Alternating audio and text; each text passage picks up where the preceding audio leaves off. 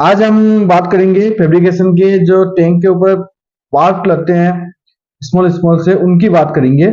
और उसमें सबसे पहले हमारे पास जैसे ये लिस्ट बनी हुई है, ये हमारे 3 फैब्रिकेशन पार्ट की हम जैसे अलग अलग रेटिंग के हिसाब से अलग अलग रिक्वायरमेंट देते हैं, उसके अकॉर्डिंग वो पार्ट्स लगते हैं।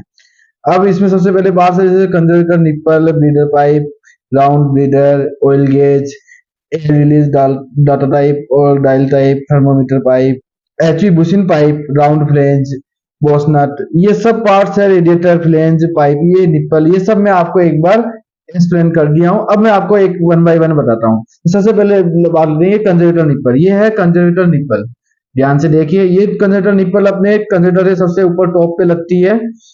और इसके बाद में लेते हैं हम ब्रीडर पाइप। ब्रीडर पाइप ये राउंड वाला भी है, एक लॉन्ग वाला भी आता है। और दोनों ब्रीडर पाइप जो है, ये आपके ब्रीडर पाइप जो है, ये ब्रीडर लगाने के लिए यूज करते हैं। इसके बाद सेकंड नंबर पे आता है राउंड ब्रीडर पाइप, जो हमने बता दिया है। और अब आप लेते हैं हम ऑयल लेवल गेज। ये 4 इंची 6 इंची दो में आता है, ये हमारा 6 इंची में है। ये ध्यान से देखिए, इसके अंदर कंप्यूटर के साइड में लगती है और ये अपने ऑयल का लेवल बताता है। उसके बाद लेते हैं air release L and data set. ये आपका एयर रिलीज और डाटा सेट है। ये मेनली हम टैंक के इंस्पेक्शन कवर के ऊपर लगाते वेल्ड करते हैं, और अलग से भी कर सकते हैं, ऐसा कोई जरूरी नहीं है। इसके बाद आते हैं हमारा डायल डायल टाइप। ये डायल टाइप है जो ओटीआई वगैरह ये लगाने के लिए यूज में लेते हैं, डायल थर्मोमीटर पॉकेट वगैरह के लिए। और ये इसके बाद आता है आपका थर्मोमीटर पाइप। ये आपका थर्मोमीटर पाइप हो गया 115 mm का, जिसके अंदर आपके थर्मोमीटर के पॉकेट लगा सकते हैं। और इसके बाद आते हैं अपना एचवी बुशिंग पाइप। ये आपका 80x40 का एचवी बुशिंग पाइप है। और इस बुशिंग पाइप को ये अपने टैंक पे वेल्ड करते हैं, और इसके ऊपर अपन ये आपकी जो भी प्लेन एचवी बुशिंग रखने के लिए ये इसको वेल्ड कर देते हैं। इससे हमारी एचवी बुशिंग अच्छी से कस जाती है। ये दोनों सेट है, तो एचवी बुशिंग पाइप और इसके साथ में इसकी फ्लेंज 120x120 की स्क्वायर। इसके बाद लेता हूं मैं बोसनट। बोसनट में हमारे जैसे यहाँ लिखा हुआ है आधा इंची, 5/8 सूट और 1 इंची। मैं आपको यहाँ दिखा रहा हूँ 5 सूट वाला। ये 5 सूट वाला बोसनट है जो टैंक के साइड साइड में लगता है, और उस बोसनट से कनेक्ट करके हम अंदर की तरफ टैंक के सीसीए को वेल्ड करते हैं। उसके बाद लेता हूं मैं रेडिएटर फ्लेंज। रेडिएटर फ्लेंज के अंदर ये आपका है, ये देखिए, ये 150x150 की रेडिएटर फ्लेंज है। और इस फ्लेंज को क्योंकि टैंक पे लगती है ये फ्लेंज, तो इसको पाइप के थ्रू हम लगाते हैं। ये आपका पाइप है, ये पाइप जैसे ये आपका ये टैंक की सीट पे ये यूं टैंक पे लग जाएगा, और उसके इसके साथ ये अटैच होगा ये फ्लेंज। देखिए, तो ये आपका रेडिएटर लगने का एक प्रोसेस है। इसको मैं कुछ ऐसे दिखाऊंगा, आपको और इजीली समझ में आएगा। ये देखिए, ये ऐसे फ्लेंज लग जाती है, और ये आपका फ्लेंज।